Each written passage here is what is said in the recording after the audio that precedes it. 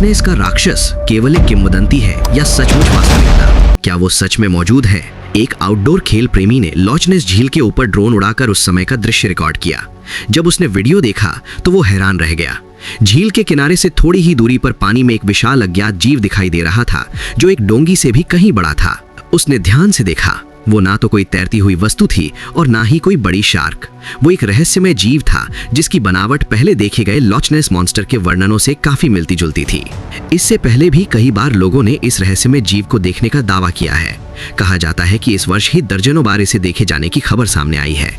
हाल ही में इंटरनेट पर एक धुंधली तस्वीर भी वायरल हुई जिसने लोगों के बीच तीखी बहस छेड़ दी। उस तस्वीर में एक अस्पष्ट आकृति दिखाई देती है, लंबी गर्दन वाला एक जीव जिसकी बनावट किसी ड्रैगन जैसी प्रतीत होती है।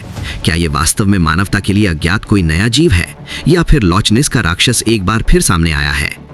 कई वर्षों से इस रहस्य की कहानियां कभी समाप्त नहीं हुई। लगभग हर साल इसके देखे जाने की खबरें आती रहती हैं। हालांकि कुछ लोग मानते हैं कि ये स्थानीय पर्यटन को बढ़ावा देने के लिए बनाया गया एक प्रचार मात्र है।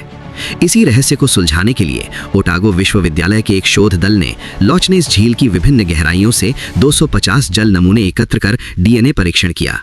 उनका उद्देश्य इस रहस्यमय जीव की सच्चाई का पता लगाना था। जांच के परिणामों से पता चला कि झील में बड़ी मात्रा में ईल यानी बाम मछलियां मौजूद हैं।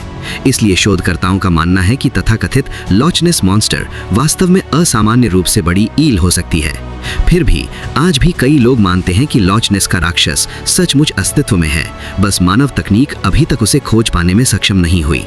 आप क्या सोचते हैं? क्या ये केवल एक किंवदंती है या हकीकत? अपनी राय कमेंट में जरूर बताइए।